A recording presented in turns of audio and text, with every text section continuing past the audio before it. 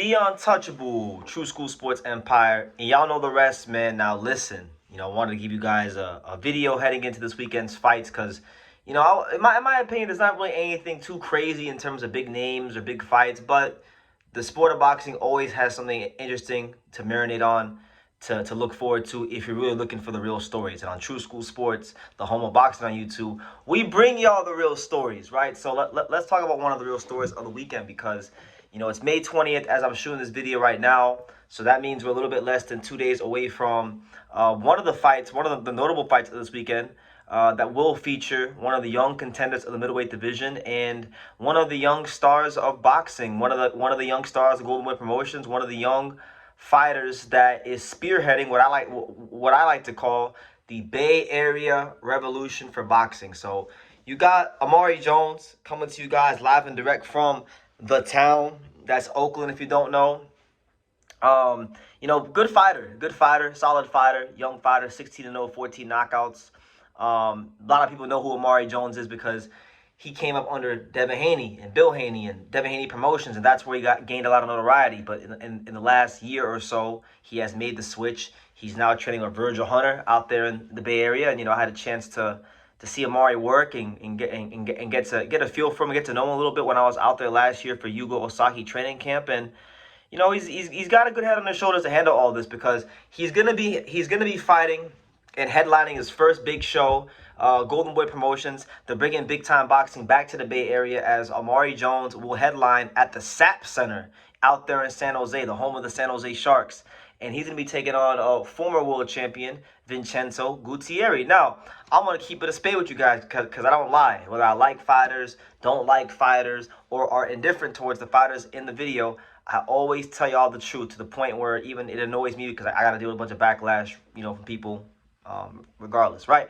But this fight should be a layup for Amari Jones. Gutierrez is a guy that, yes, he won an IB. He is a former world champion. But if you've ever watched Vincenzo Gutierrez fight, he's probably, and I'm saying this just as respectful as I can, he's not the strongest guy to win a world title in recent years. Anybody who watched him against Esquivio Falcao or Johnny Beck will tell you, and you'll see it even in his record. He is not a guy that's really proven to be a top-notch guy. Even though he won a belt, he won it in a very dubious circumstance against Falcao. If you watch that fight, you know what I'm talking about. So that being said, they picked him for a reason, and it shows that, and this fight is supposed to be Amari Jones' natural progression into fighting for the world title, because right now, as it stands, Amari Jones' highest ranking is number 4 in the IBF. So I didn't even realize until I was talking to you guys that this fight between Amari Jones and Gutierrez is going to be an IBF eliminator fight, because right now, as it stands, the IBF middleweight championship of the world, it's a vacant world title that was previously occupied by Johnny Beck. We know Johnny Beck tested positive for steroids or whatever it was. So Amari Jones, presumably in his next fight, if he's victorious, should be fighting for a world title. And I think, if he's able to win this fight and the next fight, I think what's going to happen, there's going to be a shift in boxing that happens. And I want to talk about this because, the Bay Area and Bay Area fighters are experiencing a resurgence. Last month you had Tony Hirsch Jr. from the Bay Area. You had him upset Robert Merriweather III on Zuffa Boxing. That was a big upset to a lot of people. Anthony Garnica just fought last weekend, and he won a WBC Continental Americas title, so he's going to be ranked. You got Amari Jones now headlining this fight, and I'll tell you this: he wins this fight. It's not out the realm of possibility that Amari Jones could fight for the world title in the Bay Area. And I've long said that there's many underutilized markets in the USA.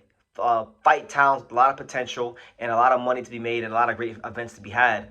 And I would say right at the top of the list is the Bay Area. And it boggles my mind how there hasn't been more fights in the Bay Area when you consider the great support that the sports teams get there, like the 49ers, like the Giants, like the Warriors, like the Sharks, where they're fighting, and they've shown that they'll support boxing, right? And because Devin Haney had a great turnout when he fought Regis Prograis for the world title. So Amari Jones wins this fight, and I think it cements the fact that the Bay Area is going through a resurgence, a revolution, if you will, and big-time boxing does come back to the Bay Area.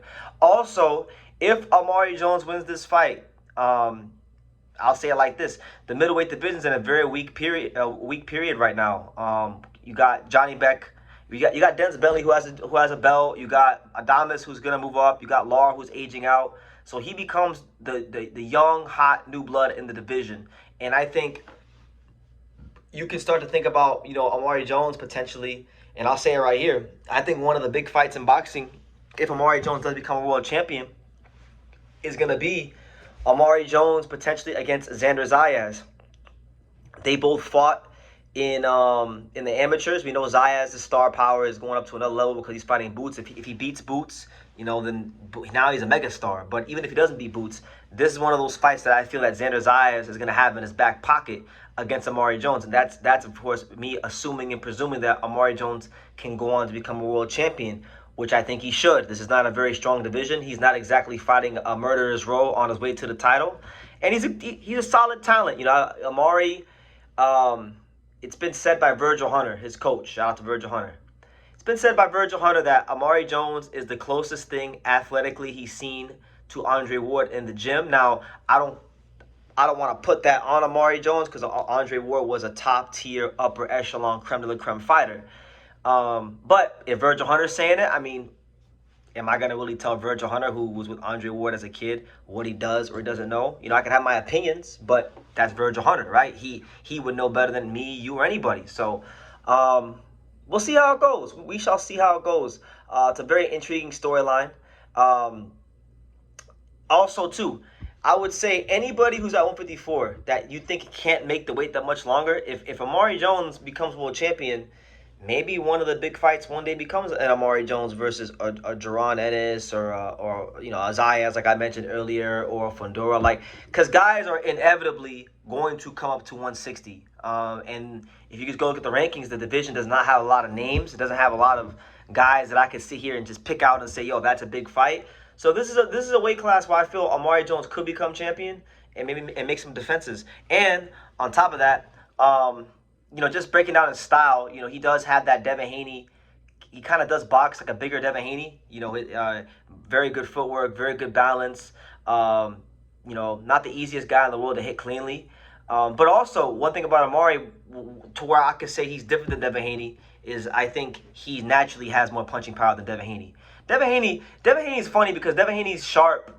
And anybody who's ever seen a spar in the gym will tell you that Devin Haney be putting hands on people in the gym.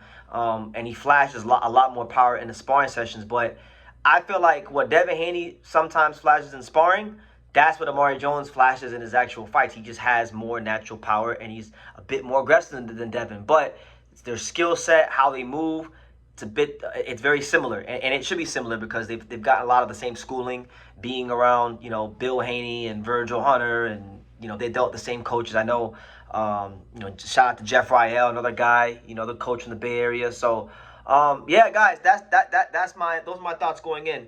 You got Amari Jones, who is being built up by Golden Boy. They're making the investment.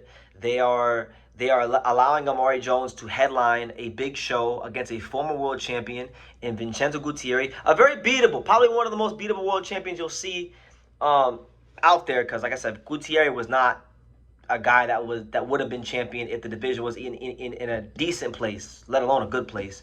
But nonetheless, he's fighting a former world champion. This is an eliminator fight. If he beats Gutierrez, that puts Amari Jones in the driver's seat as one of the potential next big stars of the middleweight division. And that opens up the door. I feel one of the big fights in the future could be the amateur rematch between Amari Jones and Xander Zayas, which saw Amari Jones come up short against Xander Zayas. So I'm sure for pride's sake and for being a fighter, he's going to want that get back in the pros with bigger stakes and a lot more money, because if they fought for free last time in the amateurs. So, yeah, guys, that's what it is. Amari Jones, Anthony Garnica, Tony Hirsch Jr., these are some of the fighters right now that I feel are at the forefront of the Bay Area boxing revolution. So make of that what you will, and I'll see you guys in the next video.